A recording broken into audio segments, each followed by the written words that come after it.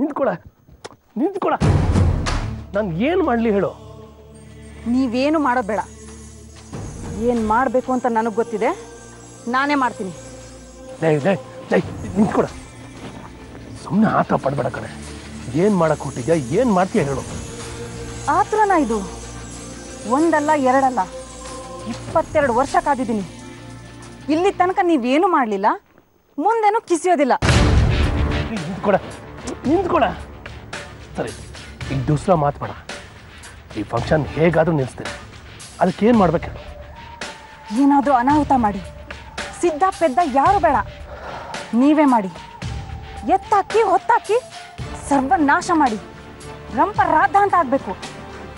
ಯಾರನ್ನಾದ್ರೂ ಮೇಲಿಂದ ಹೊತ್ತಾಕ್ಬಿಡಿ.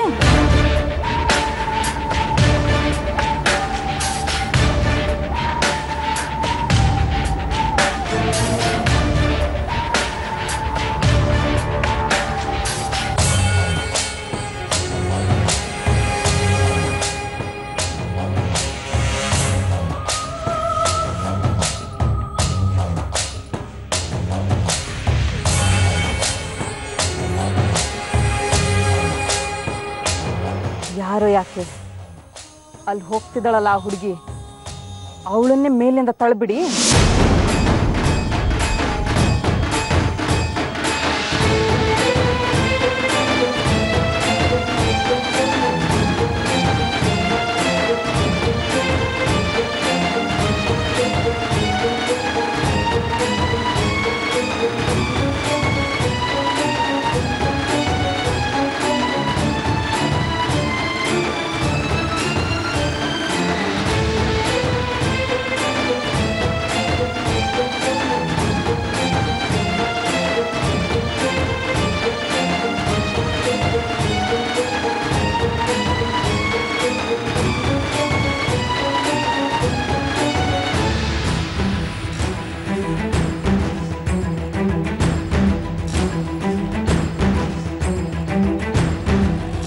ಸಂಜೀವಿನಿ ಅಕ್ಕ, ರಾಧಿಕಾ ಎಲ್ಲೂ ಕಾಣಿಸ್ತಿಲ್ಲ.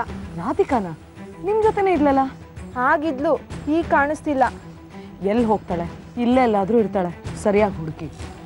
ಇಲ್ಲ ಸಂಜೀವಿನಿ ಅಕ್ಕ, ಎಲ್ಲೂ ಕಾಣ್ತಿಲ್ಲ. ಮಾಮೂಲಿ ಅಂತಿದ್ರೆ ಪರವಾಗಿಲ್ಲ, ರಾಧಿಕಾಗೆ ಡೆಲಿವರಿ ಡೇಟ್ ಬೇರೆ. ಹೊಟ್ಟೆ ನೋವು ಶುರುವಾಗಿ ಎಲ್ಲರೂ ಕೂತ್ಬಿಟ್ಟಿದ್ರೆ, ಅದು ಅಲ್ಲದೆ ರಾಧಿಕಾಗೆ ಈ ಜಾಗ ಬೇರೆ ಹೊಸದು. ಎಲ್ಲಿ ಹೋಗಬೇಕು ಎಲ್ಲಿ ಬರಬೇಕು ಅಂತ ಗೊತ್ತಾಗದೆ ಪರದಾಟ ಶುರುವಾಗ್ಬಿಟ್ಟಿದ್ರೆ. ಸರಿ ಸರಿ, ನೀವು ಆ ಕಡೆ ಹೋಗಿ ಹುಡುಕಿ, ನಾವು ಒಳಗಡೆ ಹೋಗಿ ನೋಡ್ತೀನಿ. ಸರಿ ಅಕ್ಕ. ಅಮ್ಮ, ನಮ್ಮ ಜೊತೆ ಒಬ್ಳು ಗರ್ಭಿಣಿ ಹುಡುಗಿ ಬಂದಿದ್ಲು. ನೀವೇನಾದ್ರೂ ಅವಳನ್ನ ನೋಡಿದ್ರಾ ಅಮ್ಮ? ಇಲ್ಲಮ್ಮ, ನಾವು ಯಾವ ಗರ್ಭಿಣಿ ಹುಡುಗಿನೂ ನೋಡಲಿಲ್ಲ. ಸರಿ ಅಮ್ಮ.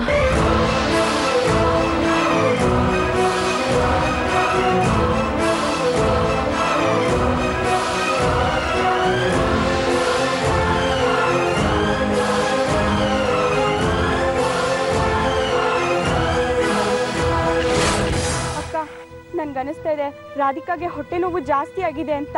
ನಾನು ಹೇಳ್ದೆ ಹೊಟ್ಟೆ ನೋವು ಅಂತಿದ್ಯಾ ಬರಬೇಡ ಅಂತ. ನನ್ನ ಮಾತು ಕೇಳಿಲ್ಲ. ಇವಾಗ ನಾವು ಯಾರು ಅವಳ ಜೊತೆಲಿಲ್ಲ, ಎಲ್ಲಿ ಪರದಾಡ್ತಿದ್ದಾಳೋ ಏನೋ. ದೇವ್ರೆ, ರಾಧಿಕಾಗೆ ಏನು ತೊಂದರೆ ಆಗದಿದ್ರೆ ಸಾಕಪ್ಪ.